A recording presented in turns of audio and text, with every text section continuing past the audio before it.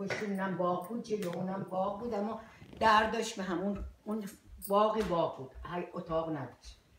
یه فرش به منم یه نگاهی بکنیم بعضی وقت فیلم میگیرم. قربونت برم. رفتیم تو باغ، تو شب درای قالیچه پهن کردیم و اون پارچه و لیوان اینا لیوان رو هم بردیم و 2 تا شیشه رو خالی کردیم رو هم تو اون پارچه انقدر. ما خب 6 تا لیوانم بود، ما 4 نفر ریختیم تو 4 تا لیوان شد. این هم 2 تا دیگه. چیزی هم که یا بلد نبودیم که با چیزی میخورند و یا چیکار میکنن اینا که بلد نبودیم. ویسکی رو با کنیاک قاطی کرد. یکی کلفته بود، یکی خاشواره بود، یکی جاریه و یکی من، 4 تایی رفتیم. گفت که تلخ تون گفتم بعد خوب میشه، بخوریم بعد خوب میشه. خاشوارم گفت اینا بعدش خوششون میشه، اول زوری باید بخوریم. زوری ما اینا رو خوردیم. رفت بالا.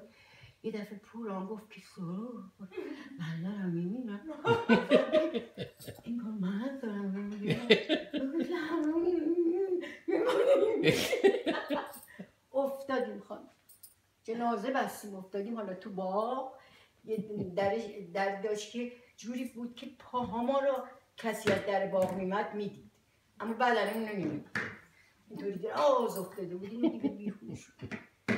بعد یه خورده کلفت بعدن قوی‌تر از ما بود، هوشیارتر شد. مادر شوهر بدبخت میاد خانم، در میزنه میبینه هیچکی در وارد. میگه که امکان نداشت اینا بی اجازه من بتونن از خونه برن بیرون. چطور شده که اینا را خب اون وقت اجازه باید میگرفتیم، بی اجازه نمیشد بریم که. امکان نداره. من باید بفهمم ما هر در میزنه میره خونه همسایه، میگه میشد من از پشت بونتون برم ببینم تو خونه چه خبره. یه هندی بود همسایمون بود، با هم میتونستیم از پشت بون هم بریم. الهی من قربون اون صورت تو برم. خانم از پشت بون مادر شوهرم میاد پایین و هیچ صدا میکنه تو این اتاق اون اتاق. سرور خانم، پوران خانم، بطول خانم، زینب کجایی؟ میبینه هیچ کس نیست. میاد در باغ پا ما رو میبینه، چیخ میکشه بدون اینا رو کشتن. همه اینا رو کشتن بدون به دادم بره. شوخه نداری؟ خلاصه اون وقت دیگه اومدن همه همسایه ها آبرو حیثیت ما رو بردن. رفتیم همه اونو بردن بیمارستان، از دم بردن، از این لولا کردن خانم تو حلقانه. اون وقت شوهرم اونجا گفتش که اینا ما رو ادب کرد، ما دیگه نباید زنامون روزای تعطیل. از اونا هم فهمیدن، اونا بردن ما رو اصلا بلد نبودن. زنها که بلد نیست، نه ماشین و اینا نبود اون موقع که مردا باید این کارا رو میکردن. خبر دادن من چه جوری شد که دیگه ما رو بردن 4 تایی بیرون.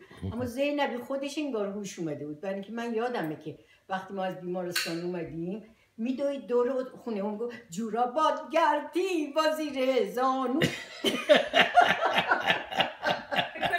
هنوز مست بود؟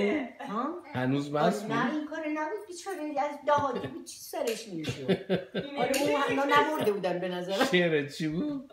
که این میگفت جورابات گردید تا زیر زانود، آی رو بابه جون آی رو بابه. اینا خیلی زشته، نذار یه که میبینه بدم میاد.